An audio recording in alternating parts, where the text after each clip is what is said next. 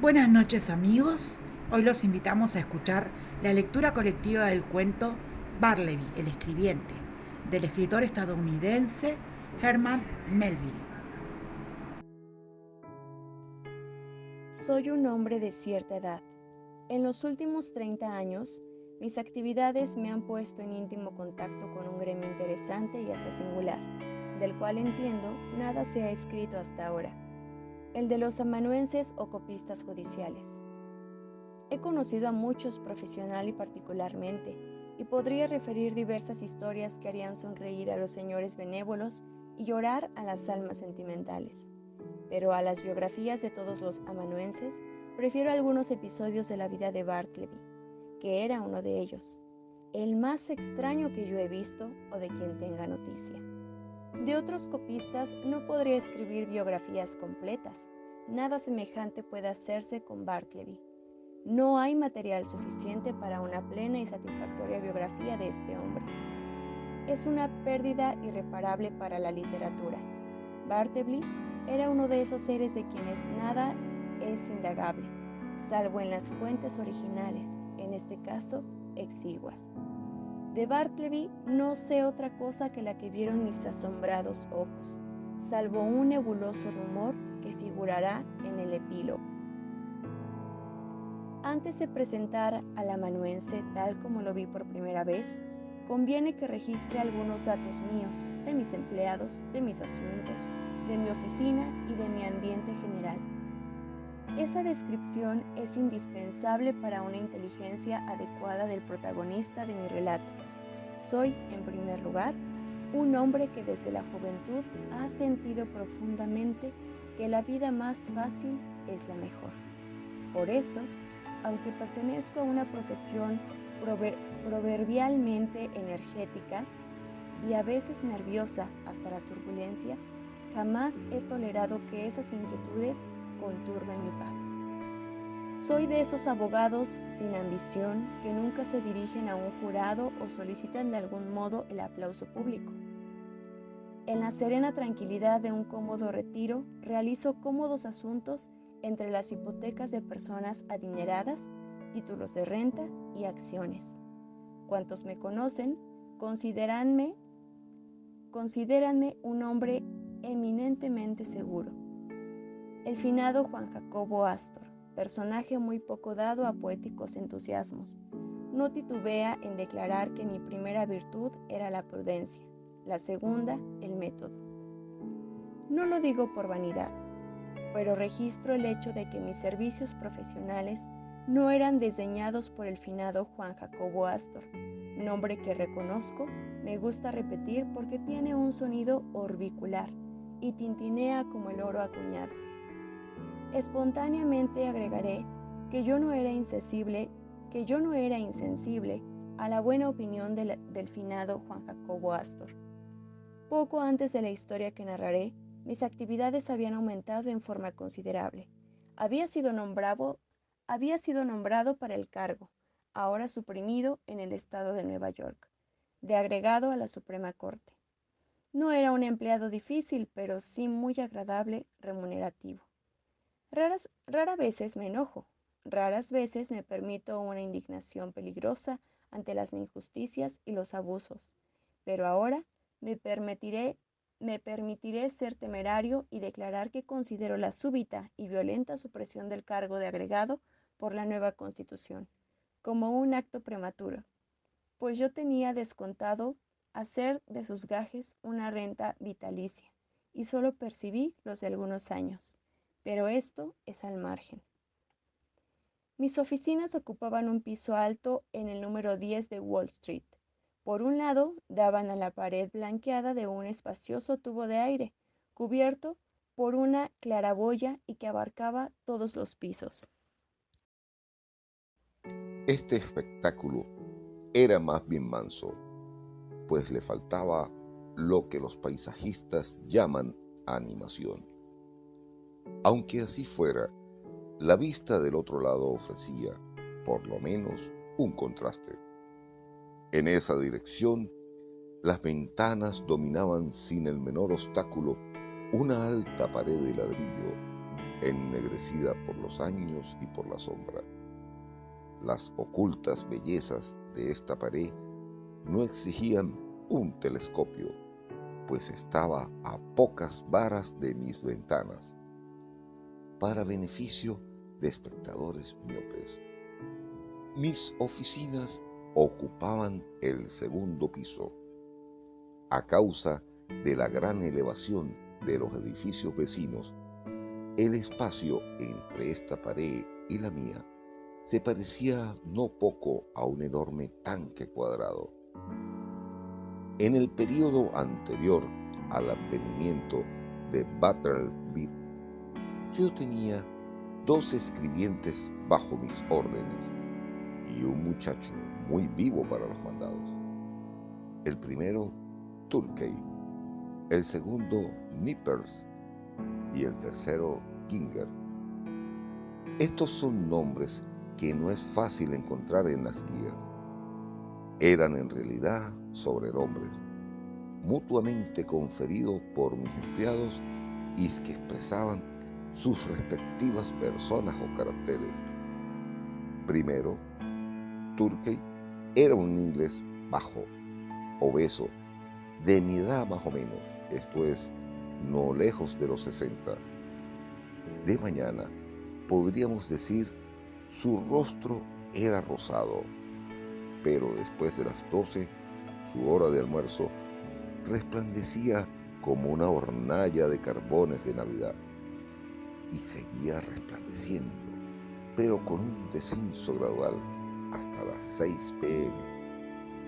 Después, yo no veía más al propietario de ese rostro, quien, coincidiendo en su cenit con el sol, parecía ponerse con él para levantarse, culminar y declinar al día siguiente con la misma regularidad y la misma gloria. En el decurso de mi vida he observado singulares coincidencias, de las cuales no es la menor el hecho de que el preciso momento en que Turkey, con roja y radiante faz, emitía sus más vividos rayos, indicaba el principio del período durante el cual su capacidad de trabajo quedaba seriamente afectada para el resto del día. No digo que se volviera absolutamente haragán u hostil al trabajo. Por el contrario, se volvía demasiado enérgico. Había entonces en él una exacerbada, frenética, temeraria y disparatada actividad. Se descuidaba al mojar la pluma en el tintero. Todas las manchas que figuran en mis documentos fueron ejecutadas por él después de las 12 del día. En las tardes no solo propendía a echar manchas, a veces iba más lejos y se ponía barullento. En tales ocasiones su rostro ardía con más vivida heráldica, como si se arrojara carbón de piedra en antracita. Hacía con la silla un ruido desagradable, desparramaba la arena, al cortar las plumas las rajaba impacientemente y las tiraba al suelo con súbitos arranques de ira. Se paraba, se echaba sobre la mesa, desparramando sus papeles de la manera más indecorosa, triste espectáculo en un hombre ya entrado en años. Sin embargo, como era por muchas razones mi mejor empleado y siempre antes de las 12 el ser más juicioso y diligente y capaz de despachar numerosas tareas de un modo incomparable, me resignaba a pasar por alto sus excentricidades, aunque ocasionalmente me veía obligado a reprenderlo. Sin embargo, lo hacía con suavidad, pues aunque Turkey era de mañana el más cortés, más dócil y más reverencial de los hombres, estaba predispuesto por las tardes a la menor provocación, a ser áspero de lengua, es decir, insolente. Por eso, valorando sus servicios matinales, como yo lo hacía, y resuelto a no perderlos, pero al mismo tiempo incómodo por sus provocadoras maneras después del mediodía, y como hombre pacífico, poco deseoso de que mis amonestaciones provocaran respuestas impropias, resolví, un sábado a mediodía, siempre estaba peor los sábados, sugerirle muy bondadosamente que tal vez ahora que empezaba a envejecer, sería prudente abreviar sus tareas. En una palabra, no necesitaba venir a la oficina más que de mañana. Después del almuerzo era mejor que se fuera a descansar a su casa hasta la hora del té. Pero no, insistió en cumplir sus deberes vespertinos. Su rostro se puso intolerablemente fogoso y gesticulando con una larga regla en el otro extremo de la habitación, me aseguró enfáticamente que sus servicios eran útiles de mañana, cuanto más indispensables no serían de tarde. Con toda deferencia, señor, dijo Turkey entonces, me considero su mano derecha. De mañana ordeno y despliego mis columnas, pero de tarde me pongo a la cabeza y bizarramente arremeto contra el enemigo, así, e hizo una violenta embestida con la regla. Y los borrones, insinué yo. Es verdad, pero con todo respeto, señor, contemple estos cabellos, estoy envejeciendo. Seguramente, señor, un borrón o dos en una tarde calurosa no pueden reprocharse con una severidad a mis canas. La vejez, aunque borronee una página, es honorable. Con permiso, señor, los dos estamos envejeciendo. Este llamado a mis sentimientos personales resultó irresistible. Comprendí que estaba resuelto a no irse. Hice mi composición del lugar, resolviendo que por las tardes le confiaría solo documentos de menor importancia. Nippers, el segundo de mi lista, era un muchacho de unos 25 años, cetrino, melenudo, algo pirático. Siempre lo consideré una víctima de dos poderes malignos, la ambición y la indigestión. Evidencia de la primera era cierta impaciencia en sus deberes de mero copista y una injustificada usurpación de asuntos estrictamente profesionales, tales como la redacción original de documentos legales. La indigestión se manifestaba en rachas de sarcástico mal humor, con notorio rechinamiento de dientes cuando cometía errores de copia, innecesarias maldiciones, silbadas más que habladas en lo mejor de sus ocupaciones, y especialmente por un continuo disgusto con el nivel de la mesa en que trabajaba. A pesar de su ingeniosa aptitud mecánica, nunca pudo Nippers arreglar esa mesa a su gusto. Le ponía astillas debajo, cubos de distinta clase, pedazos de cartón, y llegó hasta ensayar un prolijo ajuste con tiras de papel secante doblado. Pero todo era en vano. Si para comodidad de su espalda levantaba la cubierta de su mesa en un ángulo agudo hacia el mentón y escribía como si un hombre usara el empinado techo de una casa holandesa como escritorio, la sangre circulaba mal en sus brazos. Si bajaba la mesa a nivel de su cintura y se agachaba sobre ella para escribir, le dolían las espaldas. La verdad es que Nippers no sabía lo que quería. O, si algo quería, era verse libre para siempre de una mesa de copista. Entre las manifestaciones de su ambición enfermiza, tenía la pasión de recibir a ciertos tipos de apariencia ambigua y trajes rotosos, a los que llamaba sus clientes.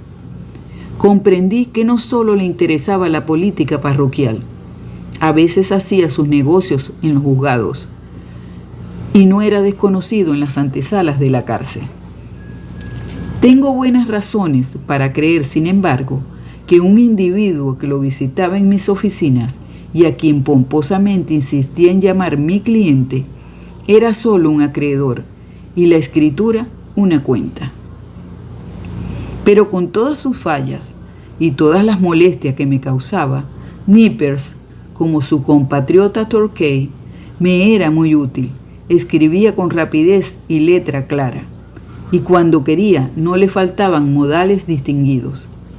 Además, siempre estaba vestido como un caballero, y con eso daba tono a mi oficina. En lo que respecta a Torquay, me daba mucho trabajo evitar el descrédito que reflejaba sobre mí. Sus trajes parecían grasientos y olían a comida. En verano usaba pantalones grandes y bolsudos. Sus sacos eran execrables. El sombrero no se podía tocar.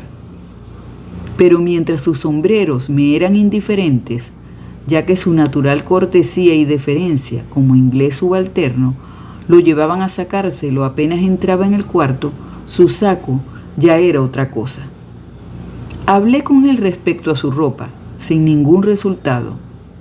La verdad era, supongo, que un hombre con renta tan exigua no podía ostentar al mismo tiempo una cara brillante y una ropa brillante.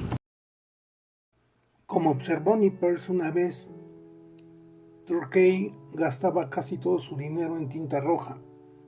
Un día de invierno le regalé a Torquay un sobretodo mío de muy decorosa apariencia. Un sobretodo gris, acolchado, de gran abrigo, abotonado desde el cuello hasta las rodillas. Pensé que Torquay apreciaría el regalo y moderaría sus estrépitos e imprudencias. Pero no, creo que el hecho de enfundarse en un sobretodo tan suave y tan acolchado ejercía un pernicioso efecto sobre él, según el principio de que exceso de avena es perjudicial para los caballos, de igual manera que un caballo impaciente muestra la avena que ha comido.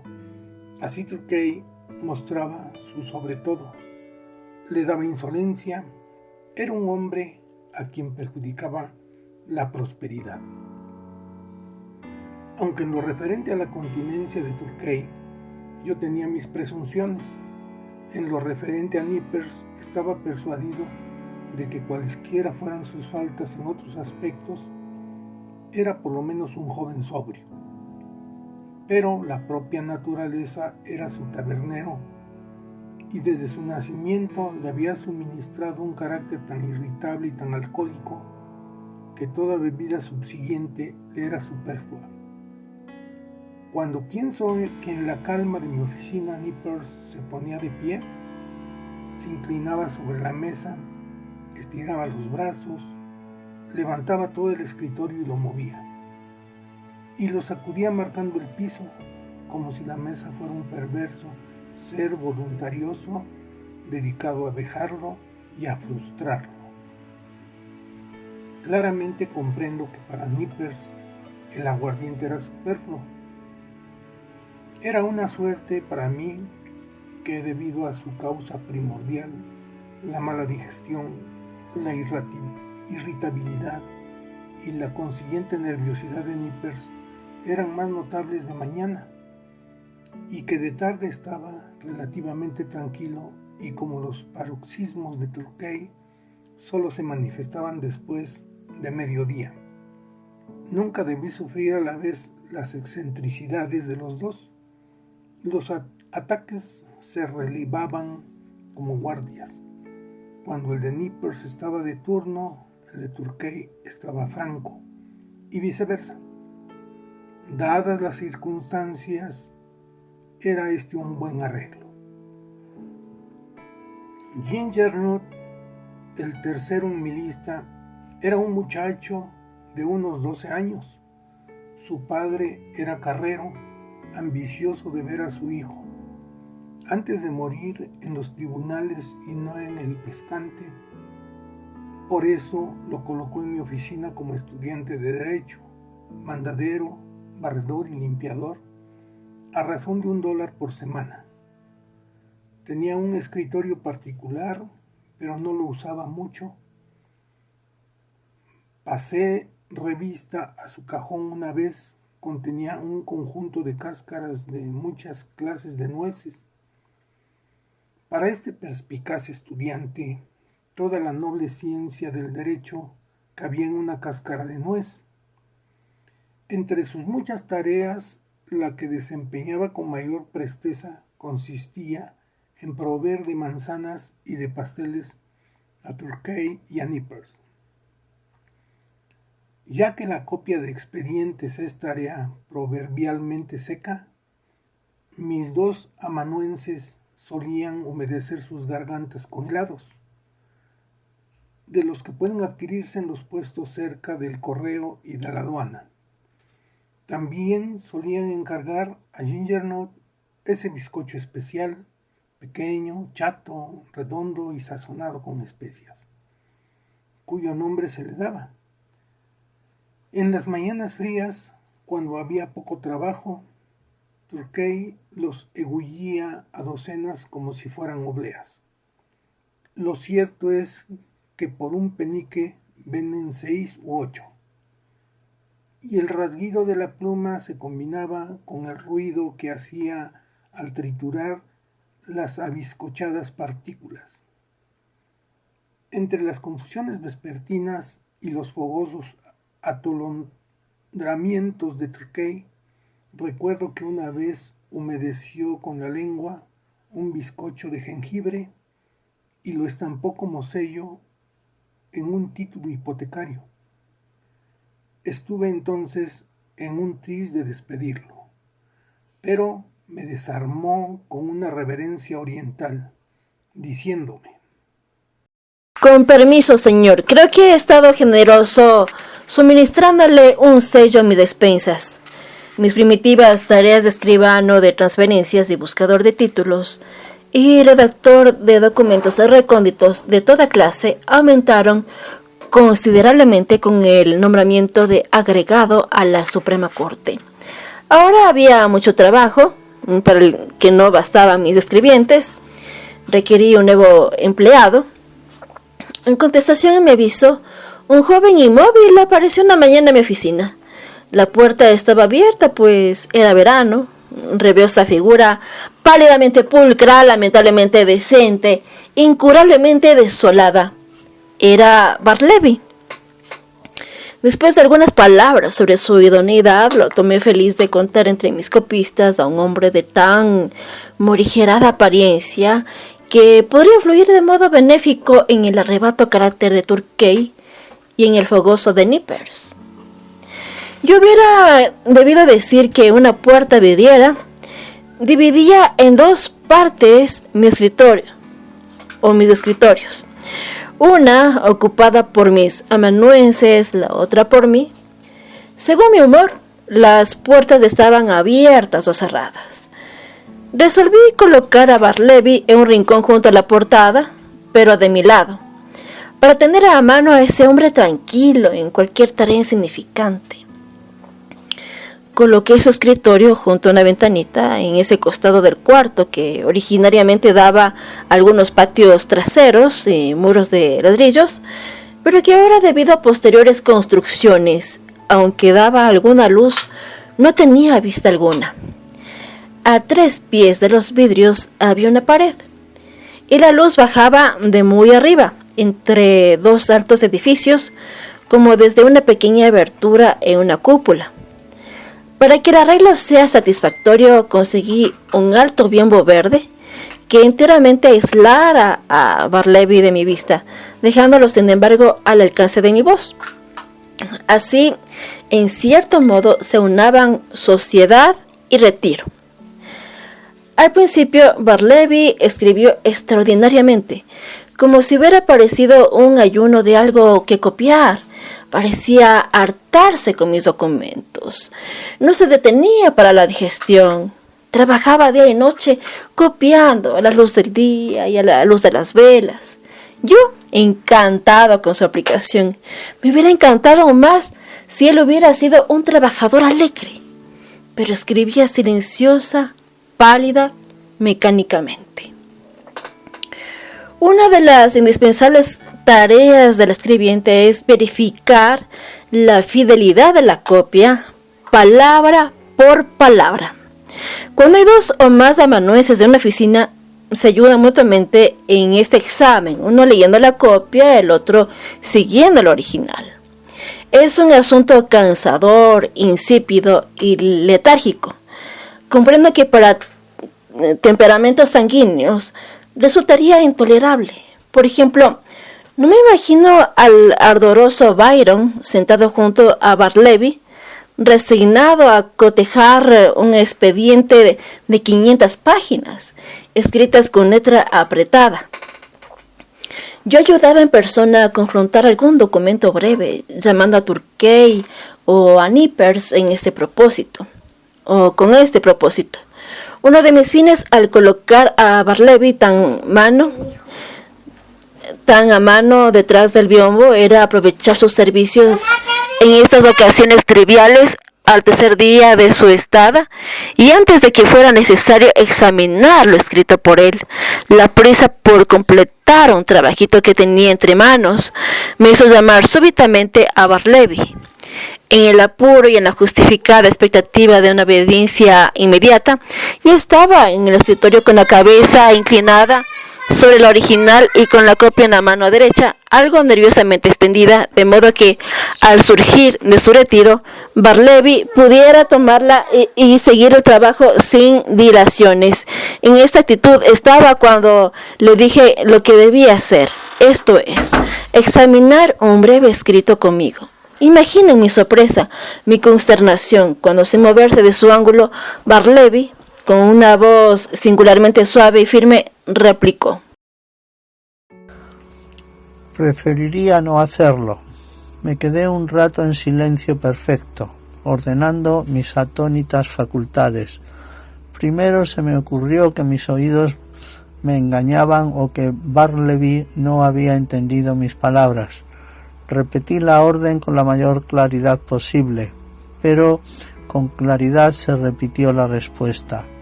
Preferiría no hacerlo. Preferiría no hacerlo, repetí como un eco poniéndome de pie, excitadísimo y cruzando el cuarto a grandes pasos. ¿Qué quiere decir con eso? Está loco. Necesito que me ayude a confrontar esta página. Tómela, y se le alcancé. Preferiría no hacerlo, dijo. Lo miré con atención. Su rostro estaba tranquilo, sus ojos grises, vagamente serenos.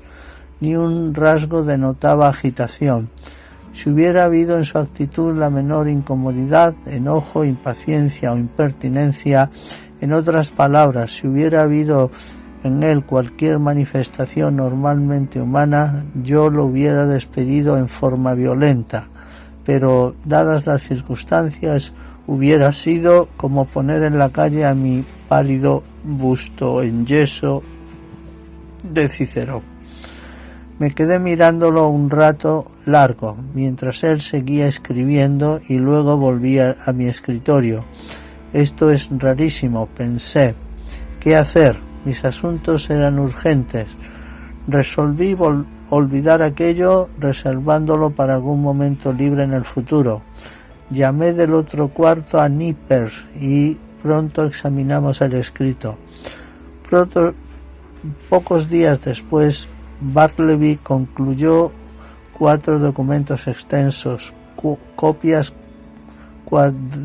cuadruplicadas de testimonios dados ante mí durante una semana en la Cancillería de la Corte. Era necesario examinarlos. El pleito era importante y una gran precisión era indispensable. Teniendo todo listo, llamé a Turkey, Nippers y Ginger Nut, que estaban en el otro cuarto, pensando poner en manos de mis 4 amanuenses las 4 copias mientras yo leyera el original. Turkey, Nippers y Ginger Nut estaban sentados en fila, cada uno con su documento en la mano, cuando le dije a Bartleby que se uniera al interesante grupo. Bartleby, pronto, estoy esperando. Oí el arrastre de sus sillas sobre el piso desnudo y el hombre no tardó en aparecer a la entrada de su ermita. ¿En qué puedo ser útil?, dijo apaciblemente. Las copias, dije con apuro. Vamos a examinarlas. Tomé y le alargué la 4ª copia. Preferiría no hacerlo, dijo, y dócilmente desapareció detrás de su biombo. Por algunos momentos me convertí en una estatua de sal a la cabeza de mi columna de amanuenses sentados. Vuelto en mí, avancé hacia el biombo a indagar el motivo de esta extraordinaria conducta. ¿Por qué rehúsa? Preferiría no hacerlo.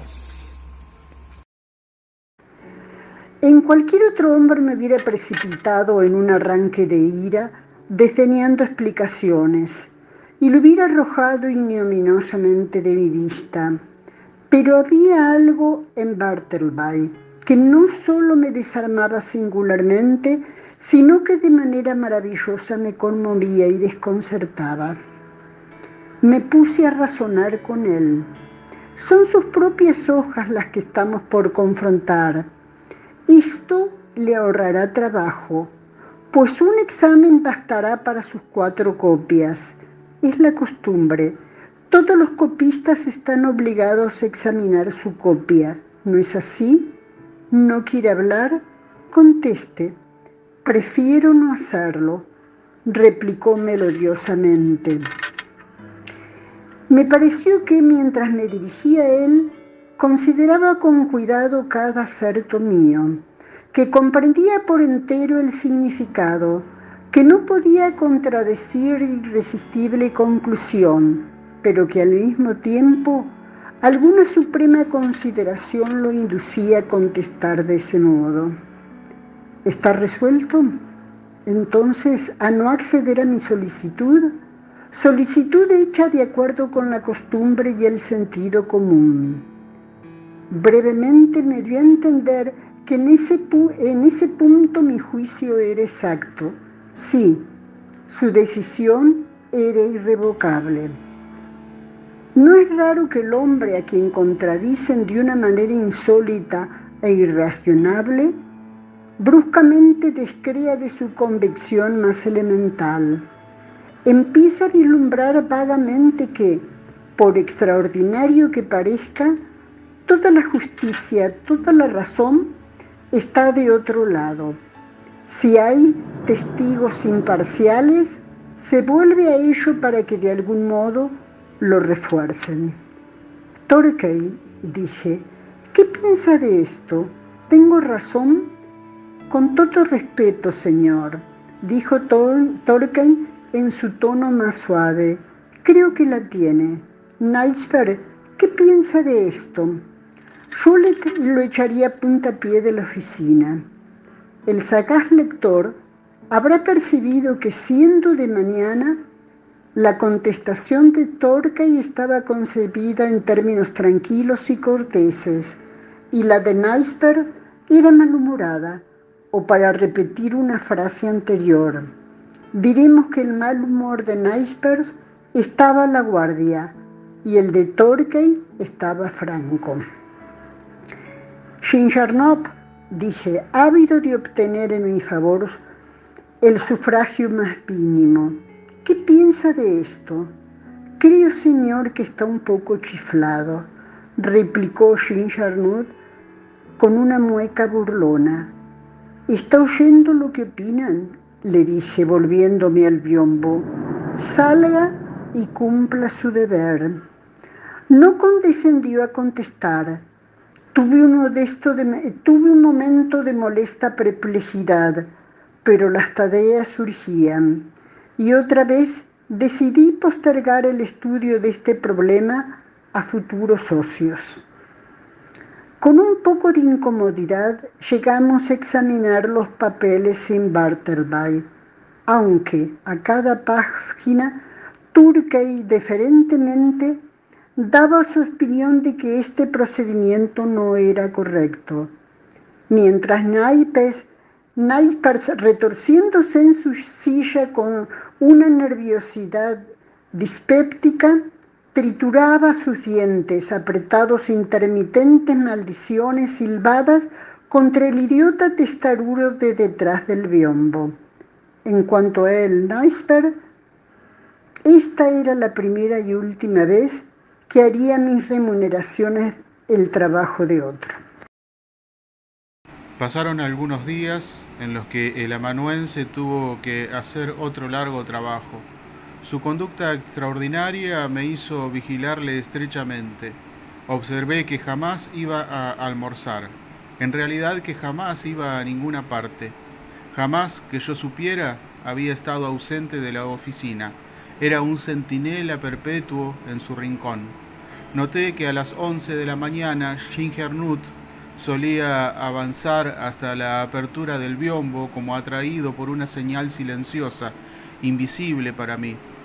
Luego salía de la oficina haciendo sonar unas monedas y reaparecía con un puñado de bizcochos de jengibre que entregaba en la ermita, recibiendo 2 de ellos como jornal. Vive de bizcochos de jengibre, pensé. No toma nunca lo que se llama un almuerzo. Debe de ser un vegetariano. Pero no, pues no toma ni legumbres ni come más que bizcochos de jengibre. Medité sobre los probables efectos de un exclusivo régimen de bizcochos de jengibre. Se llaman así porque el jengibre es uno de sus principales componentes y su principal sabor.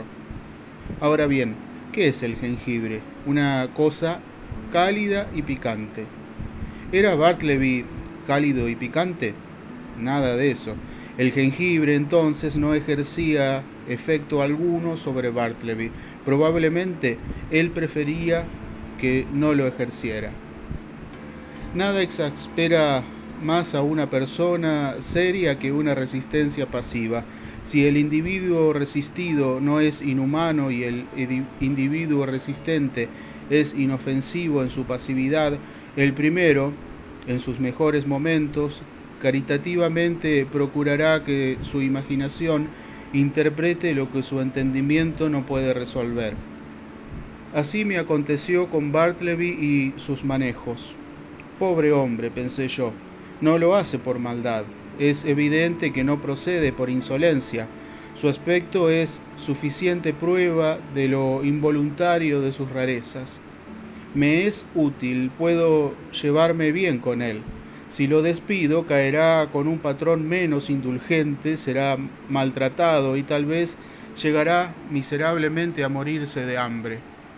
Sí, puedo adquirir a muy bajo precio la deleitosa sensación de amparar a Bartleby. Puedo adaptarme a su extraña terquedad. Ello me costará poquísimo o nada, y mientras atesoraré en el fondo de mi alma lo que finalmente será un dulce bocado para mi conciencia. Pero no siempre consideré así las cosas. La pasividad de Bartleby solía exasperarme. Me sentía aguijoneado extrañamente a chocar con él en un nuevo encuentro, a despertar en él una colérica chispa correspondiente a la mía. Pero hubiera sido lo mismo tratar de encender fuego golpeando con los nudillos de mi mano en un pedazo de jabón Windsor. Una tarde, el impulso maligno me dominó y tuvo lugar la siguiente escena. Bartleby, le dije, cuando haya copiado todos esos documentos los voy a revisar con usted. Preferiría no hacerlo. ¿Cómo? ¿Se propone persistir en ese capricho de mula? Silencio. Abrí la puerta vidriera y dirigiéndome a Turkey y a Nippers, exclamé: Bartleby dice por segunda vez que no examinará sus documentos.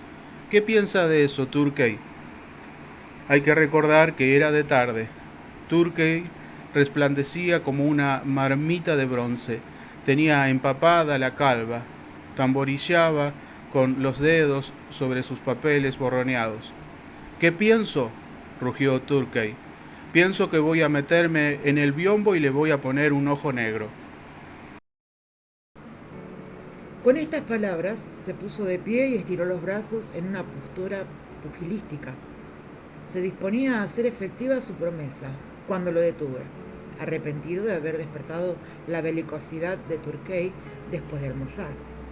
Siéntese, Turkey, le dije, y oiga lo que Nippers va a decir. ¿Qué piensa, Nippers? ¿No estaría plenamente justificado despedir de inmediato a Bartleby? Discúlpeme, esto tiene que decidirlo usted mismo. Creo que su conducta es insólita y ciertamente injusta hacia Turkey y hacia mí, pero puede tratarse de un capricho pasajero. Ah, exclamé, es raro ese cambio de opinión. Usted habla de él ahora con demasiada indulgencia. Es la cerveza, gritó Turkey. Esa indulgencia es efecto de la cerveza. Nippers y yo almorzamos juntos. Ya ve qué indulgente estoy yo, señor. ¿Le pongo un ojo negro? Supongo que se refiere a Bartleby, no hoy, Turkey, repliqué. Por favor, baje sus puños. Cerré las puertas y volví a dirigirme a Bartleby. Tenía un nuevo incentivo para tentar mi suerte. Estaba deseando que volviera a revelarse. Recordé que Bartleby no abandonaba nunca la oficina. Bartleby, le dije. Ginger-Nut ha salido. Cruce a correo. ¿Quiere? Era a 3 minutos de distancia. Y vea si hay algo para mí. Preferiría no hacerlo. ¿No quiere ir? Lo preferiría así. Pude llegar a mi escritorio y me sumí en las profundas reflexiones. Volvió mi ciego impulso. ¿Habría alguna cosa capaz de procurarme otra ignominiosa repulsa de este necio tipo sin un cobre, mi dependiente asalariado? ¿Qué otra cosa perfectamente razonable habría que con seguridad rehusar a hacer? ¡Bartleby! Silencio.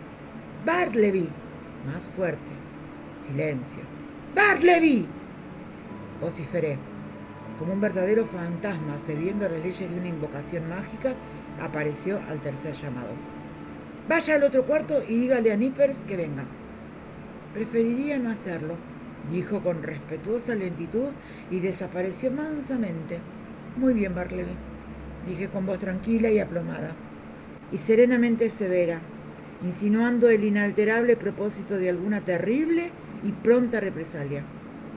En ese momento proyectaba algo por el estilo, pero pensándolo bien y como se acercaba la hora de almorzar, me pareció mejor ponerme el sombrero y caminar hasta casa, sufriendo con mi perplejidad y mi preocupación. Lo confesaré, como resultado final, quedó establecido en mi oficina que un pálido joven llamado Bartleby tenía ahí un escritorio que copiaba el precio corriente de 4 céntimos la hoja, 100 palabras, pero que estaba exento permanentemente de examinar su trabajo y que ese deber era transferido a Turkey y a Nippers, sin duda en gracia de su mayor agudeza. Ítem, el susodicho Bartleby no sería llamado a evacuar el más trivial encargo, y si se le pedía que lo hiciera, se entendía que preferiría no hacerlo, en otras palabras, que rehusaría de modo terminante. Con el tiempo me sentí considerablemente reconciliado con Bartleby. Su aplicación, su falta de vicio, su laboriosidad incesante, a salvo cuando se perdía en un sueño detrás del biombo, su gran calma, su ecuánime conducta en todo momento, hacían de él una valiosa adquisición. En primer lugar, siempre estaba ahí, el primero por la mañana durante todo el día y el último por la noche. Yo tenía singular confianza en su honestidad. Sentía que mis documentos más importantes estaban perfectamente seguros en sus manos. A veces, muy a pesar mío, no podía evitar el caer en espasmódicas cóleras contra él, pues era muy difícil no olvidar nunca esas raras peculiaridades, privilegios y excepciones inauditas que formaban las tácitas condiciones bajo las cuales Bartleby seguía en la oficina. A veces, en la ansiedad de despachar asuntos urgentes, distraídamente pedía a Bartleby en breve y rápido tono poner el dedo, digamos, en el nudo incipiente de un cordón colorado con el que él estaba atando unos papeles detrás del biombo. Resonaba la consabida respuesta: preferiría no hacerlo. Y entonces, ¿cómo era posible que un ser humano dotado de las fallas comunes de nuestra naturaleza dejara de contestar con amargura a una perversidad semejante, a semejante sin razón? Sin embargo, cada nueva repulsa de esta clase tendía a disminuir las probabilidades de que yo repitiera la distracción. Debo decir que, según la costumbre de muchos hombres de ley, con oficinas en edificios densamente habitados, la puerta tenía varias llaves. Una la guardaba una mujer que vivía en la buhardilla, que hacía una limpieza a fondo una vez por semana y diariamente barría y sacudía el departamento. Turkey tenía la otra. La tercera yo solía llevarla en mi bolsillo. Y la cuarta, no sé quién la tenía. Ahora bien, un domingo de mañana se me ocurrió ir a la iglesia de la Trinidad a oír a un famoso predicador. Y como era un poco temprano, pensé pasar un momento a mi oficina. Felizmente llevaba mi llave, pero al meterla en la cerradura encontré resistencia por la parte interior.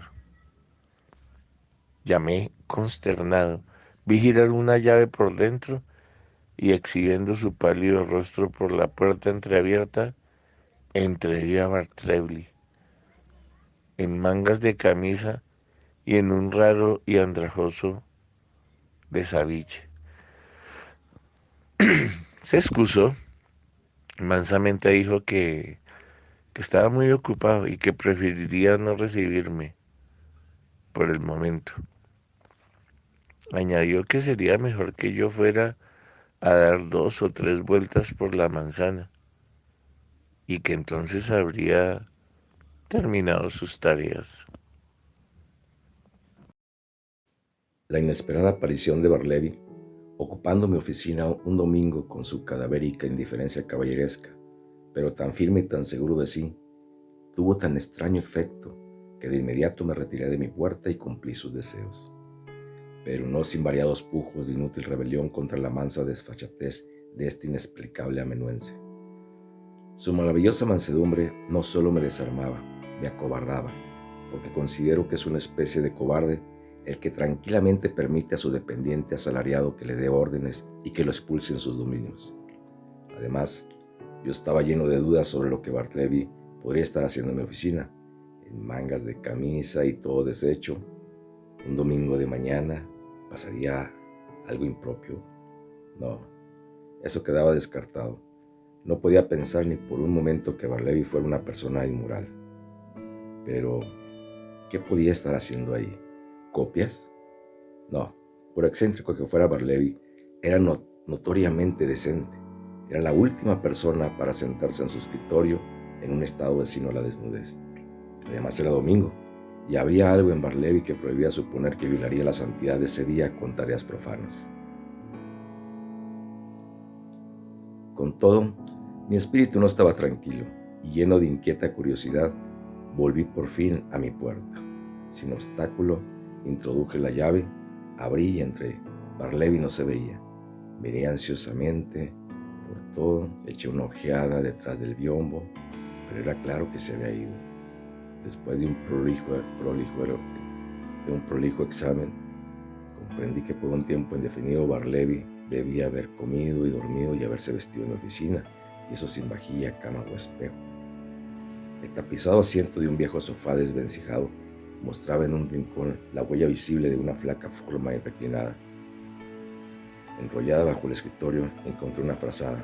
En el lugar vacío una caja de pasta y un cepillo. En una silla una palangana de lata, jabón y una toalla rotosa. En un diario unas migas de bizcocho de jengibre y un bocado de queso. Sí, pensé, es bastante claro que Barleby ha estado viviendo aquí.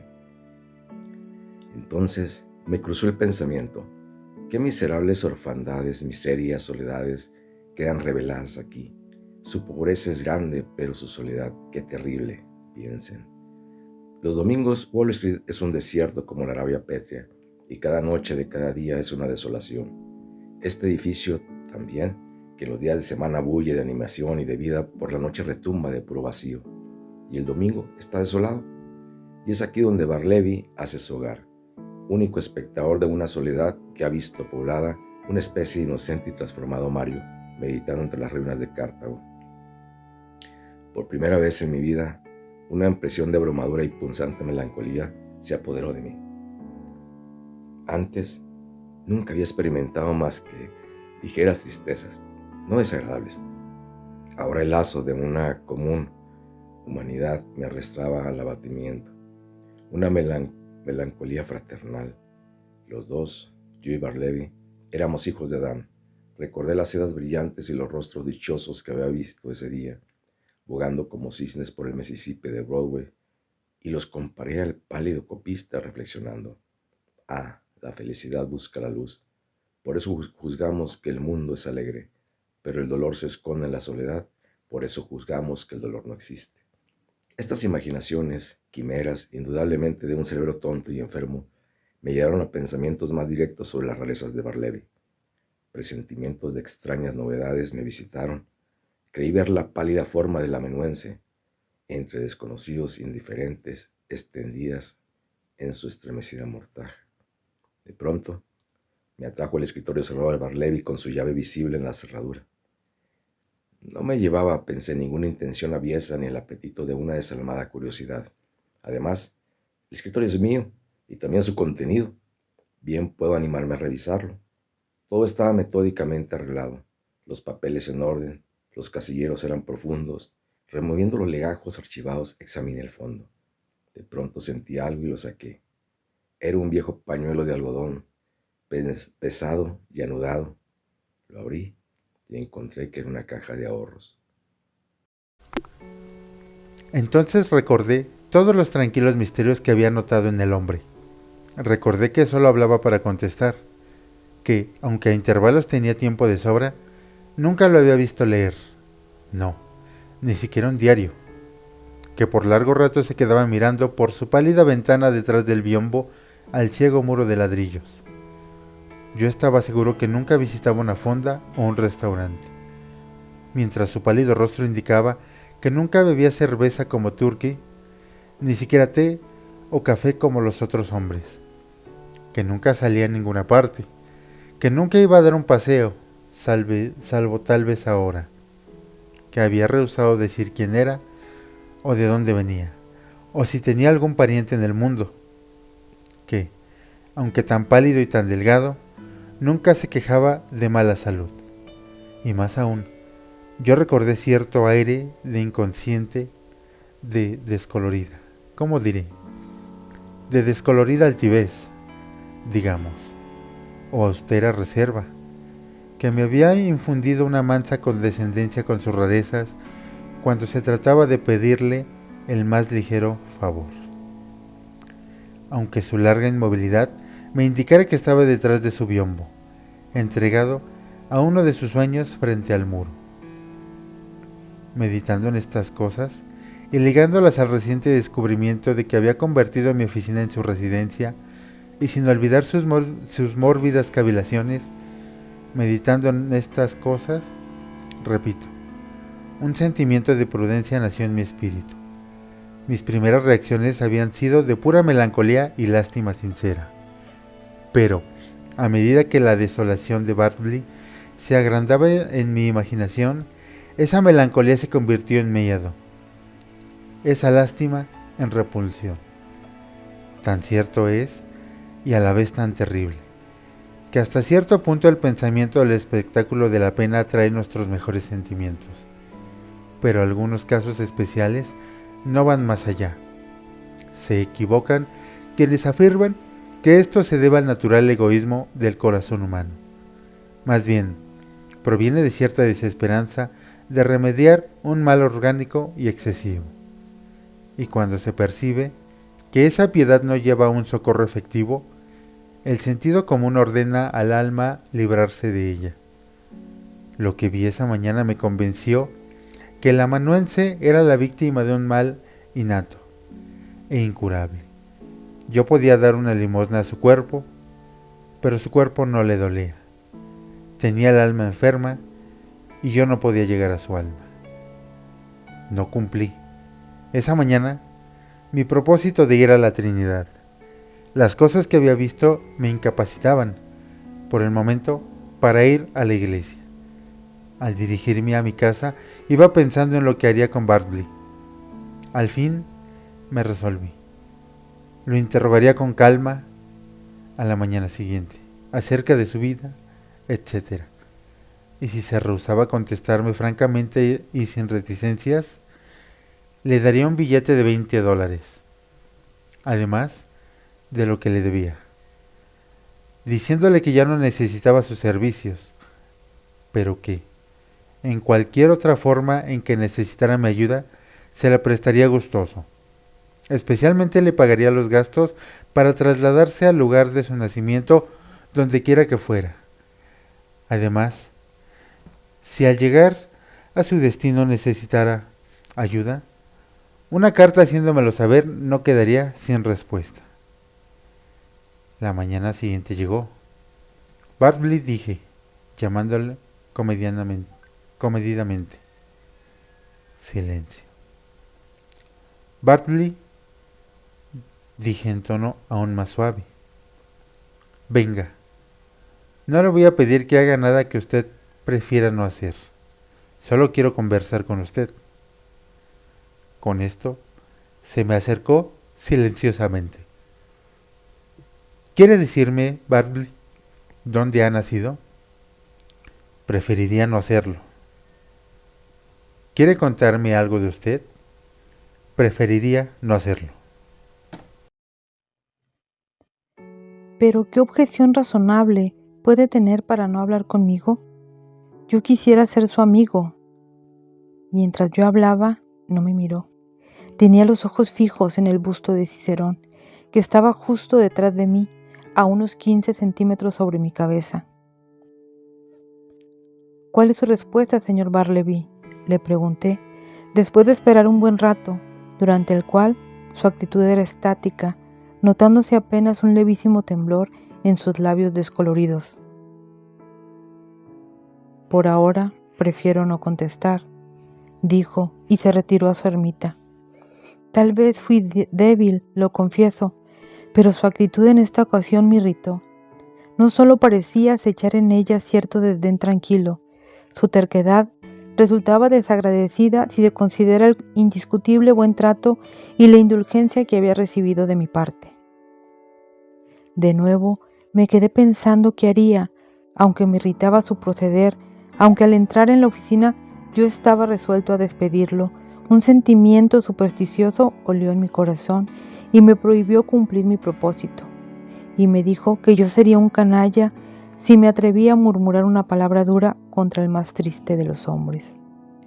Al fin, colocando familiarmente mi silla detrás de su biombo, me senté y le dije: Dejemos de lado su historia, Bartleby, pero permítame suplicarle amistosamente que observe en lo posible las costumbres de esta oficina.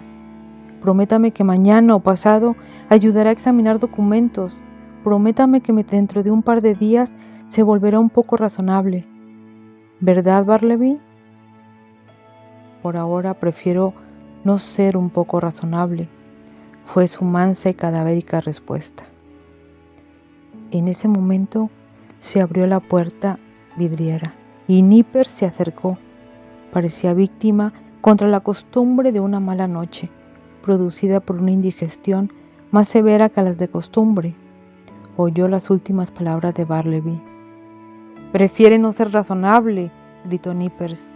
«Yo no le daría preferencia si fuera usted, señor». «¿Qué es, señor, lo que ahora prefiere no hacer?»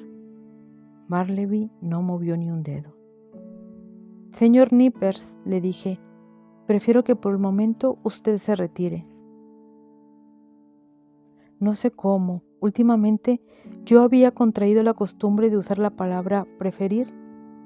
Temblé pensando que mi relación con el amanuense ya hubiera afectado seriamente mi estado mental. ¿Qué otra y quizá más honda aberración podría traerme?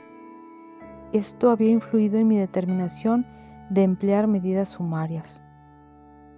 Mientras Nippers, agrio y malhumorado, desaparecía, Turkey apareció obsequioso y deferente. «Con todo respeto, señor», dijo, «ayer estuve meditando sobre Bartleby y pienso que si él prefiere tomar a diario un cuarto de buena cerveza, le haría muy bien y lo habilitaría a prestar ayuda en el examen de documentos». «Parece que usted ha adoptado bien la palabra», dije ligeramente excitado. «Con todo respeto, ¿qué palabra, señor?», preguntó Turkey, apretándose respetuosamente en el estrecho espacio detrás del biombo y obligándome al hacerlo a empujar al amanuense. «¿Qué palabra, señor?». «Preferiría quedarme aquí solo», dijo Bartleby como si lo ofendiera el verse atropellado en su retiro. «Esa es la palabra, Turkey, esa es». «Ah, preferir. Ah, sí, curiosa palabra. Yo nunca la uso, pero señor, como iba diciendo, si prefiriera...» «Turkey», interrumpí, «retírese, por favor». «Ciertamente, señor, si usted lo prefiere». Al abrir la puerta vidriera para retirarse, Nippers desde su escritorio me echó una mirada y me preguntó si yo prefería papel blanco o papel azul para copiar cierto documento. No acentuó maliciosamente la palabra preferir. Se veía que había sido dicha involuntariamente. Reflexioné que era mi deber deshacerme de un demente, que ya en cierto modo había influido en mi lengua y quizás en mi cabeza y en las de mis dependientes, pero juzgué prudente no hacerlo de inmediato. Al día siguiente noté que Bartleby no hacía más que mirar por la ventana en su sueño frente a la pared. Cuando le pregunté por qué no escribía, me dijo que había resuelto no escribir más. ¿Por qué no? ¿Qué se propone?, exclamé. ¿No escribir más? Nunca más. ¿Y por qué razón? ¿No la ve usted mismo?, replicó con indiferencia. Lo miré fijamente y me pareció que sus ojos estaban apagados y vidriosos. Enseguida se me ocurrió que su ejemplar diligencia junto a esa pálida ventana durante las primeras semanas había dañado su vista. Me sentí conmovido y pronuncié algunas palabras de simpatía. Sugerí que, por supuesto, era prudente de su parte el abstenerse de escribir por un tiempo, y lo animé a tomar esta oportunidad para hacer ejercicios al aire libre, pero no lo hizo. Días después, estando ausentes mis otros empleados y teniendo mucha prisa por despachar ciertas cartas, pensé que no teniendo nada que hacer, Bartleby sería menos inflexible que de costumbre y querría llevármelas al correo. Se negó rotundamente y aunque me resultaba molesto, tuve que llevarlas yo mismo. Pasaba el tiempo. Ignoro si los ojos de Bartleby se mejoraron o no. Me parece que sí, según todas las apariencias, pero cuando se lo pregunté no me concedió una respuesta. De todos modos no quería seguir copiando. Al fin, acosado por mis preguntas, me informó que había resuelto abandonar las copias. ¿Cómo?, exclamé. Si sus ojos se curaran, si viera mejor que antes, ¿copiaría entonces? He renunciado a copiar, contestó y se hizo a un lado. Se quedó como siempre, enclavado en mi oficina. Que si eso fuera posible, se reafirmó más aún que antes. ¿Qué hacer? Si no hacía nada en la oficina, ¿por qué se iba a quedar?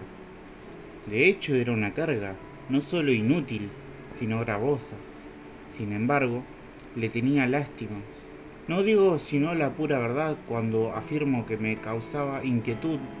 Si hubiese nombrado a algún pariente o amigo, yo le hubiera escrito instándolo a llevar al pobre hombre a un retiro adecuado. Pero parecía solo, absolutamente solo en el universo. Algo como un despojo en mitad del océano Atlántico. A la larga, necesidades relacionadas con mis asuntos prevalecieron sobre toda consideración. Lo más bondadosamente posible le dije a Bartleby que en 6 días debía dejar la oficina. Le aconsejé tomar medidas en ese intervalo para procurar una nueva morada. Le ofrecí ayudarlo en este empeño. Si él personalmente daba el primer paso para la mudanza y cuando usted se vaya del todo, Bartleby, añadí, velaré para que no salga completamente desamparado. Recuerde, dentro de 6 días. Al expirar el plazo, espié detrás del biombo. Ahí estaba Bartleby. Me abotoné el abrigo, me preparé firme, avancé lentamente hasta tocarle el hombro y le dije, el momento ha llegado. Debe abandonar este lugar. Lo siento por usted. Aquí tiene dinero. Debe irse. Preferiría no hacerlo, replicó, siempre dándome la espalda. Pero usted debe irse. Silencio. Yo tenía una ilimitada confianza en su honradez. Con frecuencia me había devuelto peniques y chelines que yo había dejado caer en el suelo, porque soy muy descuidado con esas pequeñeces. Las providencias que adopté no se consideraran, pues, extraordinarias. Bartleby, le dije, le debo $12. Aquí tiene 32, esos 20 son suyos. ¿Quiere tomarlos? Y le alcancé los billetes, pero ni se movió. Los dejaré aquí entonces, y los puse sobre la mesa bajo un pisapapeles. Tomando mi sombrero y mi bastón, me dirigí a la puerta y volviéndome tranquilamente añadí, cuando haya sacado sus cosas de la oficina, Bartleby, usted por supuesto cerrará con llave la puerta, ya que todos se han ido, y por favor deje la llave bajo el felpudo para que yo la encuentre mañana. No nos veremos más. Adiós. Si más adelante, en su nuevo domicilio, puedo serle útil, no deje de escribirme. Adiós, Bartleby, y que le vaya bien. No contestó ni una palabra, como la última columna de un templo en ruina. Quedó mudo y solitario en medio del cuarto desierto. Mientras me encaminaba a mi casa, pensativo, mi vanidad se sobrepuso a mi lástima. No podía menos de jactarme del modo magistral con que había llevado mi liberación a Bartleby. Magistral lo llamaba, y así debía opinar cualquier pensador desapasionado. La belleza de mi procedimiento consistía en su perfecta serenidad. Nada de vulgares intimidaciones, ni de bravatas, ni de coléricas amenazas, ni de paseos arriba y abajo por el departamento con espasmódicas órdenes vehementes a Bartleby de desaparecer con sus miserables bártulos. Nada de eso. sin mandatos gritones a Bartleby, como hubiera hecho un genio inferior, yo había postulado que se iba, y sobre esa promesa había construido todo mi discurso. Cuanto más pensaba en mi actitud, más me complacía en ella. Con todo, al despertarme la mañana siguiente, tuve mis dudas. Mis humos de vanidad se habían desvanecido. Una de las horas más lúcidas y serenas en la vida del hombre es la del despertar. Mi procedimiento seguía pareciéndome tan sagaz como antes, pero solo en teoría. ¿Cómo resultaría en la práctica? Estaba por verse. Era una bella idea dar por sentada la partida de Bartleby, pero después de todo, esta presunción era solo mía y no de Bartleby. Lo importante era no que yo hubiera establecido que debía irse, sino que él preferiría hacerlo. Era hombre de preferencias, no de presunciones. Después del almuerzo, me fui al centro, discutiendo las probabilidades pro y contra. A ratos pensaba que sería un fracaso y que encontraría a Bartleby en mi oficina como de costumbre, y enseguida tenía la seguridad de encontrar su silla vacía. Y así seguí titubeando en la esquina de Broadway y la calle del Canal. Vi a un grupo de gente muy excitada, conversando seriamente. Apuesto a que oí decir al pasar: ¿a qué no se va? Ya está, dije. Ponga su dinero. Instintivamente metí la mano en el bolsillo para vaciar el mío, cuando me acordé que era día de elecciones. Las palabras que había oído no tenían nada que ver con Bartleby, sino con el éxito o fracaso de algún candidato para intendente. En mi obsesión yo había imaginado que todo Broadway compartía mi excitación y discutía el mismo problema. Seguía agradecido al bullicio de la calle, que protegía mi distracción. Como era mi propósito, llegué más temprano que de costumbre a la puerta de mi oficina. Me paré a escuchar, no había ruido. Debía de haberse ido, probé el llamador. La puerta estaba cerrada con llave. Mi procedimiento había obrado como magia. El hombre había desaparecido. Sin embargo, cierta melancolía se mezclaba a esta idea. El éxito brillante casi me pesaba. Estaba buscando bajo el felpudo la llave que Bartleby debía haberme dejado cuando, por casualidad, pegué en la puerta con la rodilla, produciendo un ruido como de llamada, y en respuesta llegó hasta mí una voz que decía desde adentro: «Todavía no, estoy ocupado». Era Bartleby. Quedé fulminado. Por un momento quedé como aquel hombre que, con su pipa en la boca, fue muerto por un rayo. Hace ya tiempo, en una tarde serena de Virginia. Fue muerto asomado a la ventana y quedó recostado en ella en la tarde soñadora, hasta que alguien lo tocó y cayó. «No se ha ido», murmuré por fin, pero una vez más, obedeciendo al ascendiente que el inescrutable amanuense tenía sobre mí, y del cual me era imposible escapar. Bajé lentamente a la calle. Al dar la vuelta a la manzana, consideré que podía ser en esta inaudita perplejidad imposible expulsarlo a empujones, inútil sacarlo a fuerza de insultos. Llamar a la policía era una idea desagradable, y sin embargo, permitirle gozar de su cadavérico triunfo sobre mí, eso también era inadmisible. ¿Qué hacer? Oh, si no había nada que hacer. ¿Qué dar por sentado? Yo había dado por sentado que Bartleby se iría. Ahora podía yo retrospectivamente asumir que se había ido. En la legítima realización de esta premisa, podía entrar muy apurado en mi oficina y, fingiendo no ver a Bartleby, llevarlo por delante como si fuera al aire. Tal procedimiento tendría en grado singular todas las apariciones de una indirecta. Era bastante difícil que Bartleby pudiera resistir a esa aplicación de la doctrina de las suposiciones, pero repensándolo bien, el éxito de este plan me pareció dudoso. Resolví discutir de nuevo el asunto.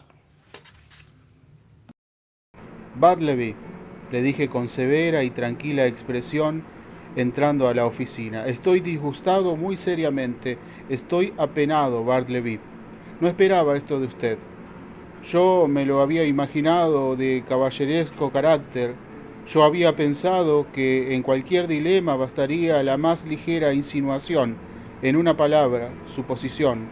Pero parece que estoy engañado. ¿Cómo?, agregué naturalmente asombrado. ¿Ni siquiera ha tocado ese dinero? Estaba en el preciso lugar donde yo lo había dejado la víspera. No contestó.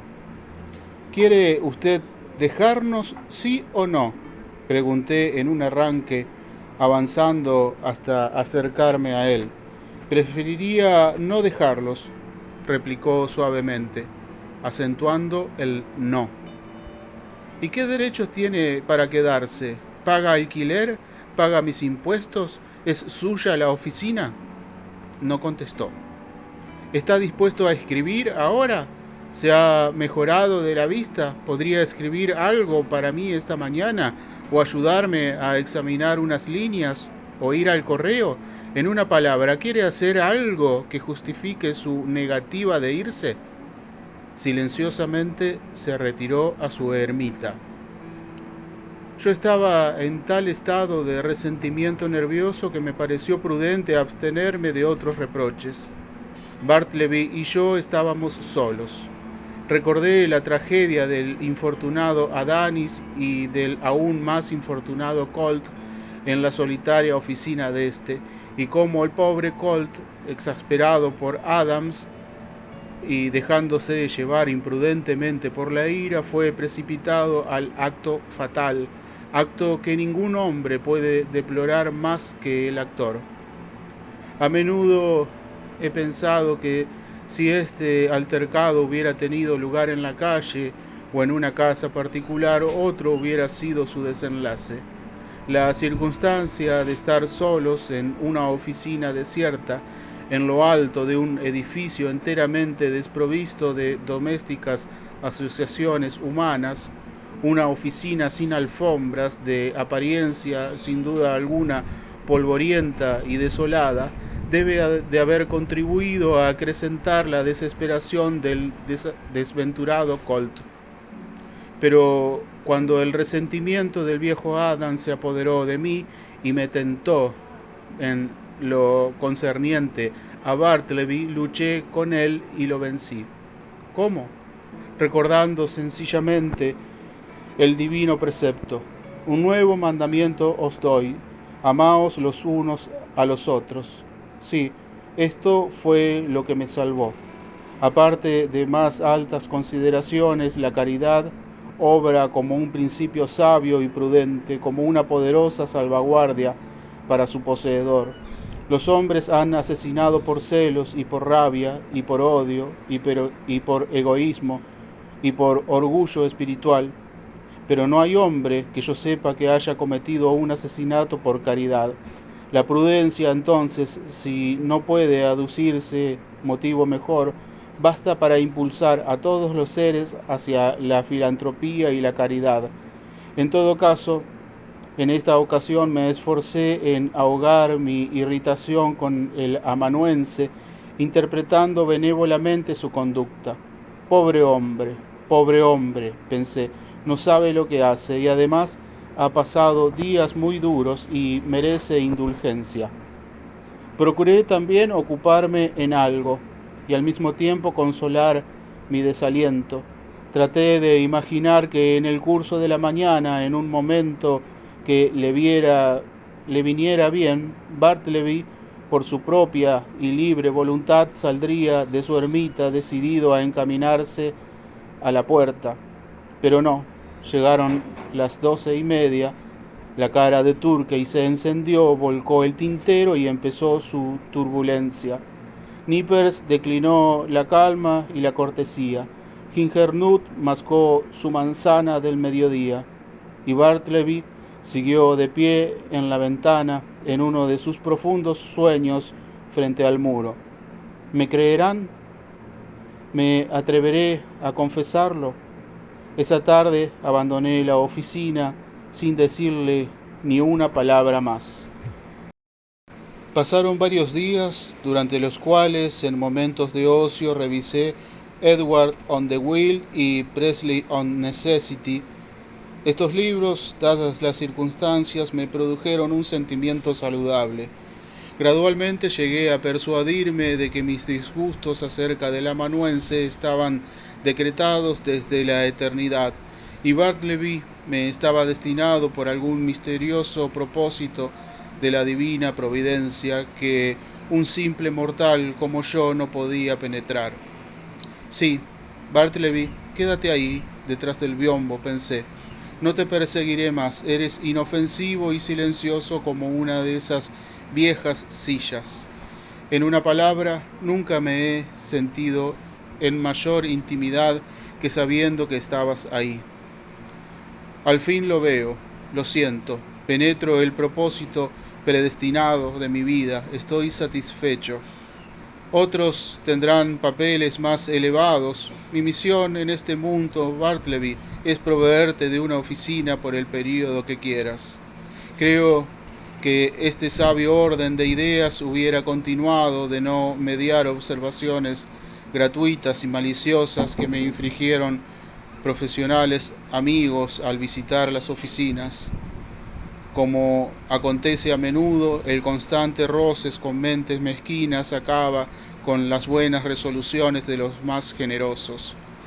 Pensándolo bien, no me asombra que a las personas que entraban a mi oficina les impresionara el peculiar aspecto del inexplicable Bartleby y se vieran tentadas a formular alguna siniestra observación.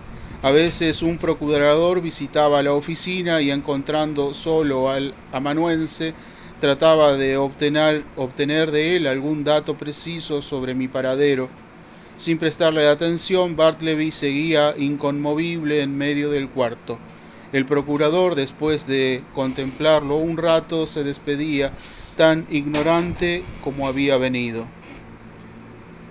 También cuando alguna audiencia tenía lugar y el cuarto estaba lleno de abogados y testigos y se sucedían los asuntos, algún letrado muy ocupado, viendo a Bartleby enteramente ocioso, le pedía fuera a buscar en su oficina, la del letrado, algún documento.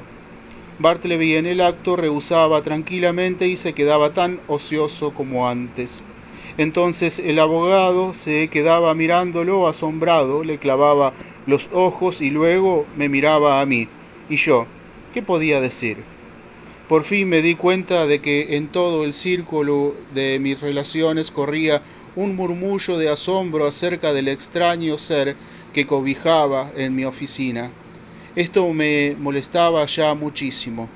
Se me ocurrió que podía ser longevo y que seguiría ocupando mi departamento y desconociendo mi autoridad y asombrando a mis visitantes, y haciendo escandalosa mi reputación profesional, arrojando una sombra general sobre el establecimiento y manteniéndose con sus ahorros, porque indudablemente no gastaba sino $0,5 por día, y que tal vez llegara a sobrevivirme y a quedarse en mi oficina reclamando derechos de posesión fundados en la ocupación perpetua.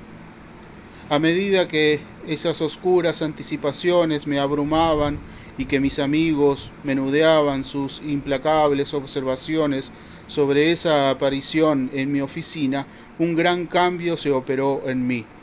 Resolví hacer un esfuerzo enérgico y librarme para siempre de esta pesadilla intolerable. Antes de urdir un complicado proyecto, sugerí simplemente a Bartleby la conveniencia de su partida. En un tono serio y tranquilo, entregué la idea a su cuidadosa y madura consideración. Al cabo de 3 días de meditación me comunicó que sostenía su criterio original, en una palabra, que prefería permanecer conmigo. ¿Qué hacer?, dije para mí, abotonando mi abrigo hasta el último botón. ¿Qué hacer? ¿Qué debo hacer? ¿Qué dice mi conciencia que debería hacer con este hombre, o más bien con este fantasma? Tengo que librarme de él. Se irá, pero ¿cómo? ¿Echarás a ese pobre, pálido, pasivo mortal? ¿Arrojarás a esa criatura indefensa? ¿Te deshonrarás con semejante crueldad? No, no quiero, no puedo hacerlo. Más bien, lo dejaría vivir y morir aquí y luego emparedaría sus restos en el muro. ¿Qué harás entonces? Con todos tus ruegos no se mueve. Deja los sobornos bajo tu propio pisapapeles. Es bien claro que prefiere quedarse contigo. Entonces hay que hacer algo severo, algo fuera de lo común. ¿Cómo? ¿Lo harás arrestar por un gendarme y entregarás su inocente palidez a la cárcel? ¿Qué motivos podrías aducir? ¿Es acaso un vagabundo? ¿Cómo? ¿Él un vagabundo, un ser errante, él que rehúsa moverse? Entonces, ¿por qué no quieres ser un vagabundo? ¿Vas a clasificarlo como tal? Esto es un absurdo. ¿Carece de medios visibles de vida? Bueno, ahí lo tengo. Otra equivocación. Indudablemente vive y esta es la única prueba incontestable de que tiene medios de vida. No hay nada que hacer entonces. Ya que él no quiere dejarme, yo tendré que dejarlo. Mudaré mi oficina, me mudaré a otra parte y le notificaré si lo encuentro en mi nuevo domicilio, procederé contra él como contra un vulgar intruso. Al día siguiente le dije: estas oficinas están demasiado lejos de la municipalidad, el aire es malsano. En una palabra, tengo el proyecto de mudarme la semana próxima y ya no requeriré sus servicios. Se lo comunico ahora para que pueda buscar otro empleo. No contestó y no se dijo nada más. En el día señalado contraté carros y hombres. Me dirigí a mis oficinas y teniendo pocos muebles, todo fue llevado en pocas horas. Durante la mudanza, el amanuense quedó atrás del biombo, que ordené fuera lo último en sacarse. Lo retiraron, lo doblaron como un enorme pliego. Barleby quedó inmóvil en el cuarto desnudo. Me detuve en la entrada, observándolo un momento, mientras algo dentro de mí me reconvenía. Volví a entrar, con la mano en el bolsillo y mi corazón en la boca. Adiós, Barleby, me voy. Adiós y que Dios lo bendiga de algún modo. Y tome esto. Deslicé algo en su mano, pero él lo dejó caer al suelo, y entonces, raro es decirlo, me arranqué dolorosamente de quien tanto había deseado librarme. Establecido en mis oficinas, por 1 o 2 días mantuve la puerta con llave, sobresaltándome cada pisada en los corredores. Cuando volvía después de cualquier salida, me detenía en el umbral un instante y escuchaba atentamente al introducir la llave. Pero mis temores eran vanos. Barleby nunca volvió. Pensé que todo iba bien cuando un señor muy preocupado me visitó, averiguando si yo era el último inquilino de las oficinas en el número X en Wall Street. Lleno de aprensiones contesté que sí. Entonces, señor, dijo el desconocido, que resultó ser un abogado, usted es responsable por el hombre que ha dejado allí. Se niega a hacer copias, se niega a hacer todo, dice que prefiere no hacerlo y se niega a abandonar el local. Lo siento mucho, señor, le dije con aparente tranquilidad, pero con un temblor interior. Pero el hombre al que usted alude no es nada mío, no es un pariente o un meritorio para que usted quiera hacerme responsable. En nombre de Dios, ¿quién es? Con toda sinceridad, no puedo informarlo. Yo no sé nada de él. Anteriormente lo tomé como copista, pero hace bastante tiempo que no trabaja para mí. Entonces lo arreglaré. Buenos días, señor. Pasaron varios días y no supe nada más, y aunque a menudo sentía un caritativo impulso de visitar el lugar y ver al pobre Barleby, un cierto escrúpulo, no sé qué, me detenía. Ya he concluido con él, pensaba al fin, cuando pasó otra semana sin más noticias. Pero al llegar a mi oficina, al día siguiente, encontré varias personas esperando en mi puerta, en un estado de gran excitación. Este es el hombre, ahí viene, gritó el que estaba delante, y que no era otro que el abogado que me había visitado. Usted tiene que sacarlos, señor. En el acto, gritó un hombre corpulento adelantándose y en el que reconocí al propietario del número X de Wall Street. Estos caballeros, mis inquilinos, no pueden soportarlo más. Mr. B, señalando al abogado, lo ha echado de su oficina y ahora persiste en ocupar todo el edificio, sentándose de día en los pasamanos de la escalera y durmiendo a la entrada de noche. Todos están inquietos. Los clientes abandonan las oficinas. Hay temores de un tumulto. Usted tiene que hacer algo inmediatamente. Horrorizado ante este torrente, retrocedí. Yo hubiera querido encerrarme con llave en mi nuevo domicilio. En vano protesté que nada tenía que ver con Bartleby. En vano. Yo era la última persona relacionada con él y nadie quería olvidar esa circunstancia. Temeroso de que me denunciaran en los diarios, como alguien insinuó oscuramente, consideré el asunto y dije que si el abogado me concedía una entrevista privada con él, amanuense, en su propia oficina, la del abogado, haría lo posible para librarlos del estorbo. Subiendo a mi antigua morada, encontré a Bartleby silencioso, sentado sobre la baranda en el descanso. ¿Qué está haciendo ahí, Bartleby?, le dije. Sentado en la baranda, respondió humildemente. Lo hice entrar a la oficina del abogado, que nos dejó solos. Bartleby, dije, ¿se da cuenta de que está ocasionándome un gran disgusto con su persistencia en ocupar la entrada después de haber sido despedido de la oficina? Tiene que elegir. O usted hace algo o algo se hace con usted. Ahora bien, ¿qué clase de trabajo quisiera hacer? ¿Le gustaría volver a empezar como copista? No, preferiría no hacer ningún cambio. ¿Le gustaría ser vendedor en una tienda de géneros? Es demasiado encierro. No, no me gustaría ser vendedor, pero no soy exigente. ¡Demasiado encierro!, grité. Pero si usted está encerrado todo el día. Preferiría no ser vendedor, respondió como para cerrar la discusión. ¿Qué le parece un empleo en un bar? Eso no fatiga la vista. No me gustaría, pero como lo he dicho antes, no soy exigente. Su locuacidad me animó. Volví a la carga. Bueno, entonces, ¿quisiera viajar por el país como cobrador de comerciantes? ¿Sería bueno para su salud? No, preferiría hacer otra cosa. ¿No iría usted a Europa para acompañar a algún joven y distraerlo con su conversación? ¿No le agradaría? De ninguna manera. No me parece que haya esto de nada preciso. Me gusta estar fijo en un sitio, pero no soy exigente. Entonces, quéjese fijo, grité, perdiendo la paciencia por primera vez en mi desesperante relación con él. Me puse furioso. Si usted no se va de aquí antes del anochecer, me veré obligado, en verdad estoy obligado, a irme yo mismo. Dije un poco absurdamente, sin saber con qué amenaza atemorizarlo para trocar en obediencia su inmovilidad.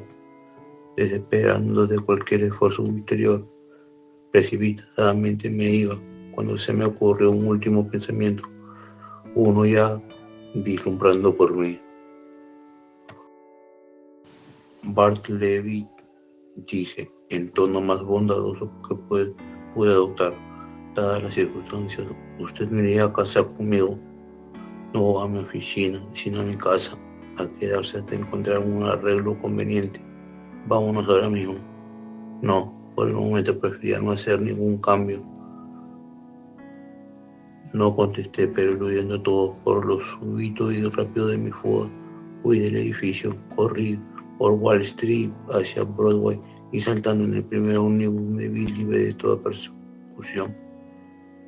Apenas vuelvo a mi tranquilidad, comprendí que yo había hecho todo lo humanamente posible. Tanto respeto a los pedidos del propietario y mis inquilinos, como respeto a mis deseos y mi sentido del deber. para beneficiar a Bartlett y protegerlo de una ruda persecución. Procuré estar tranquilo y libre de cuidados. Mi conciencia justificaba mi intento, aunque a decir verdad, no logré el éxito que esperaba. Tal era mi temor de ser acosado por el colérico propietario y sus exasperados inquilinos, que, entregando por unos días mis asuntos de Nippers, me dirigí a la parte de la ciudad a través de los suburbios. En mi coche crucé Jersey City y a Hoboken e hice fugitivas visitas a Mountain Bay y a Astoria. De hecho, casi estuve domiciliado en mi coche durante este tiempo. Cuando regresé a la oficina, encontré sobre mi escritorio una nota del propietario. La abrí con temblorosas manos. Me informaba que su autor había llamado a la policía y que Bartlett había sido conducido a la cárcel como vagabundo. Además, que yo lo conocía más que nadie, me pedía que concurriera y que hiciera una declaración conveniente de los hechos. Estas nuevas tuvieron sobre mí un efecto contradictorio. Primero me indignaron, luego casi merecieron mi aprobación. El carácter energético y expeditivo del propietario le había hecho adoptar un temperamento que yo no hubiera elegido y, sin embargo, como último recurso, dadas las circunstancias especiales, parecía el único camino. Supe después que cuando le dijeron al amanuense que sería conducido a la cárcel, no ofreció la menor resistencia. Con su pálido modo inalterable, silenciosamente asintió. Algunos curiosos o apiadados espectadores se unieron al grupo, encabezados por uno de los gendarmes del brazo de Bartleby. La silenciosa procesión siguió en su camino ante todo el ruido y el calor y la felicidad de las arturidas calles al mediodía.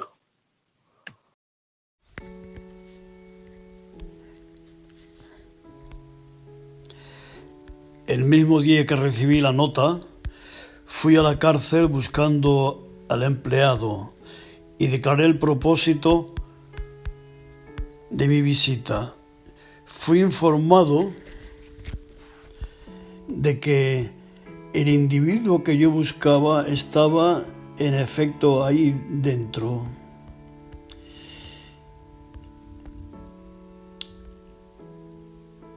Aseguré al funcionario que Bartleby era una cabal honradez y que merecía nuestra lástima.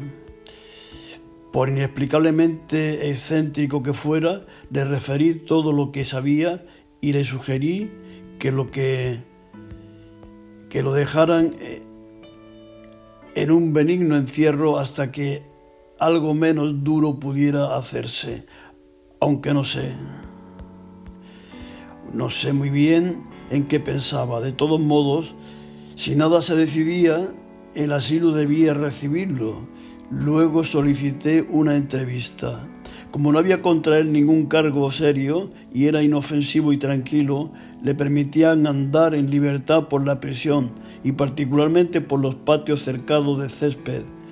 Ahí lo encontré, solitario en el más quieto de los patios, con el rostro vuelto a un alto muro, mientras alrededor me pareció que los ojos de asesinos y de ladrones atisbando por las estrechas rendijas de las ventanas. Bartleby, le conozco sin darse la vuelta y no tengo nada que decirle. Yo soy el que trajo aquí, Bartleby dijo profundamente, dolido en su sospecha. Para usted, este lugar no debe ser tan vil, nada reprochable no ha traído aquí. Vea, no es un lugar triste como podía suponerse. Mire, ahí está el cielo y aquí el césped. Sé dónde estoy, replicó, pero no quiso decir nada más, y entonces lo dejé. Al entrar de nuevo en el corredor, el hombre ancho y carnoso de delantal se me acercó y, señalando con el pulgar sobre el hombro, dijo: ¿Es eso, amigo? Sí. ¿Quiere morirse de hambre? En tal caso, que observe el régimen de la prisión y se saldrá con su gusto. ¿Quién es usted?, le pregunté, no acertando a explicarme una charla tan poco oficial en aquel lugar. Soy el despensero. Los caballeros que tienen amigos aquí me pagan para que les provea de buenos platos. ¿Es cierto?, le preguntó el guardián. Me contestó que sí. Bien, entonces dije, deslizando unas monedas de plata por la mano del despensero, quiero que mi amigo esté particularmente atendido. Dele la mejor comida que encuentre y sea con él lo más atento posible. Presénteme, ¿quiere?, dijo el despensero con una expresión que parecía indicar la impaciencia de ensayar inmediatamente su urbanidad. Pensando que podía redundar en beneficio del amanuense, accedí y preguntándole su nombre me fui a buscar a Bartleby. Bartleby, este es un amigo, usted lo encontrará muy útil. Servidor, señor, dijo el despensero, haciendo un lento saludo detrás del delantal. Espero que esto le resulte agradable, señor. Lindo césped, departamentos frescos. Espero que pase un tiempo con nosotros. Trataremos de hacérselo agradable. ¿Qué quiere cenar hoy? Prefiero no cenar hoy, dijo Bartleby, dándose la vuelta. Me haría mal, no estoy acostumbrado a cenar. Con estas palabras se movió hacia el otro lado del cercado y se quedó mirando la pared. ¿Cómo es esto?, dijo el hombre, dirigiéndose a mí con una mirada de asombro. Es medio raro, ¿verdad? Creo que está un poco desequilibrado, dije con tristeza. ¿Desequilibrado? ¿Está desequilibrado? Bueno, palabra de honor que pensé que su amigo era un caballero falsificador. Los falsificadores siempre son pálidos distinguidos. No puedo menos que compadecerlos. Me es imposible, señor. ¿No conoció a Monroe Edwards?, agregó patéticamente y se detuvo. Luego, apoyando compasivamente la mano en mi hombro, suspiró. Murió tuberculoso en Sing Sing. Entonces, ¿usted no conocía a Monroe? No, nunca he tenido relaciones sexuales con ningún falsificador, pero no puedo demorarme. Cuide a mi amigo. Le prometo que no le pesará. Ya nos veremos. Pocos días después, conseguí otro permiso para visitar la cárcel y anduve por los corredores en busca de Bartleby, pero sin dar con él. Lo he visto salir de su celda no hace mucho, dijo un guardián. Habrá salido a pasear por el patio. Tomé esa dirección. ¿Está buscando al hombre callado?, dijo otro guardián, cruzándose conmigo. Ahí está, durmiendo en el patio. No hace 20 minutos que lo vi acostado. El patio estaba completamente tranquilo. A los presos comunes les estaba vedado el acceso. Los muros que lo rodeaban de asombroso espesor excluían todo ruido. El carácter egipcio de la arquitectura me abrumó con su tristeza, pero a mis pies crecía un suave césped cautivo. Era como si en el corazón de las eternas pirámides, por una extraña magia, hubiese brotado de las grietas una semilla arrojada por los pájaros.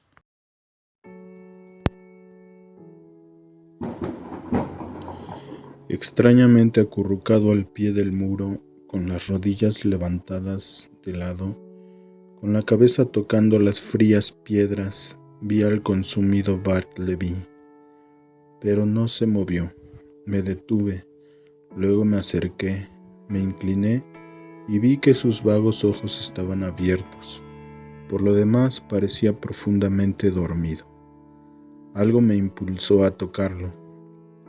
Al sentir su mano, un escalofrío me corrió por el brazo y por la médula hasta los pies. La redonda cara del despensero me interrogó. «¿Su comida está pronta? ¿No querrá comer hoy tampoco? ¿O vive sin comer?» «Vive sin comer», dije yo y le cerré los ojos. Está dormido, ¿verdad? Con reyes y consejeros, dije yo. Proseguí esta historia. La imaginación puede suplir fácilmente el pobre relato del entierro de Bartleby. Pero antes de despedirme del lector, quiero advertirle que si esta narración ha logrado interesarle, no obstante, para despertar la curiosidad sobre quién era Bartleby y qué vida llevaba antes de que el narrador trabara conocimiento con él, solo puedo decirle que comparto esa curiosidad, pero que no puedo satisfacerla. No sé si debo divulgar un pequeño rumor que llegó a mis oídos meses después del fallecimiento del amanuense. No puedo afirmar su fundamento, ni puedo decir qué verdad tenía, pero como este vago rumor no ha carecido de interés para mí, aunque es triste, puede también interesar a otros. El rumor es este. Bartleby había sido un empleado subalterno en la oficina de cartas muertas de Washington, del que fue bruscamente despedido por un cambio en la administración. Cuando pienso en este rumor apenas puedo expresar la emoción que me embargó. Cartas muertas. ¿No se parece a hombres muertos? Concebid un hombre por naturaleza y por desdicha propenso a una pálida desesperanza. ¿Qué ejercicio puede aumentar esa desesperanza? Como el de manejar continuamente esas cartas muertas y clasificarlas para las llamas. Pues acarradas las queman todos los años. A veces el pálido funcionario saca de los dobleces del papel un anillo. El dedo que iba destinado tal vez ya se corrompe en la tumba. Un billete de banco remitido a una urgente caridad a quien ya no come, ni puede ya sentir hambre. Perdón para quienes murieron desesperados. Esperanza para los que murieron sin esperanza. Buenas noticias para quienes murieron sofocados por insoportables calamidades. Con mensajes de vida, estas cartas se apresuran hacia la muerte. Oh Bartleby, oh humanidad,